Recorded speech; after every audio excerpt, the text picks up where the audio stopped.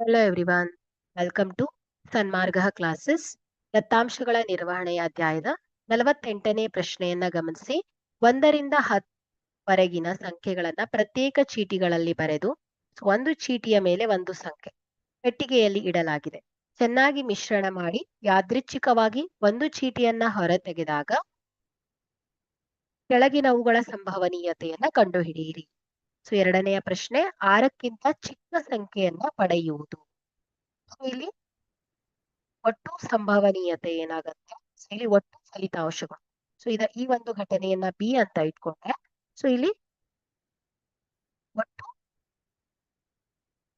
ಪೆಟ್ಟಿಗೆಯಲ್ಲಿ 1ರಿಂದ 10ರವರೆಗೆ ಸಂಖ್ಯೆಗಳಿವೆ. ಸೊ ಹಾಗಾಗಿ ಇಲ್ಲಿ ಒಟ್ಟು ಫಲಿತಾಂಶಗಳ ಸಂಖ್ಯೆ 10. ಸೊ ಈಗ ಬಿ, ಸೊ ಈ ಒಂದು ಘಟನೆ, ಸೊ ಇದಕ್ಕೆ ಅನುಕೂಲಿಸುವ ಫಲಿತಾಂಶಗಳನ್ನ ಲೆಕ್ಕ ಹಾಕ್ಬೇಕು. 6ಕ್ಕಿಂತ ಚಿಕ್ಕ ಸಂಖ್ಯೆಗಳನ್ನು ಹೇಳಿ 1, 4, 5. ಹಾಗಾದ್ರೆ ಬಿಗೆ ಅನುಕೂಲಿಸುವ ಫಲಿತಗಳ ಸಂಖ್ಯೆ 5. ಸೊ ಇದರ ಸಂಭವನೀಯತೆಯನ್ನ ಲೆಕ್ಕ ಹಾಕಿದಾಗ ಇದು divided by is equal to 1/. ಹಾಗಾದ್ರೆ 6ಕ್ಕಿಂತ ಚಿಕ್ಕ ಸಂಖ್ಯೆ ಪಡೆಯುವ ಸಂಭವನೀಯತೆಯು 1/2 ಆಗಿದೆ. Thank you.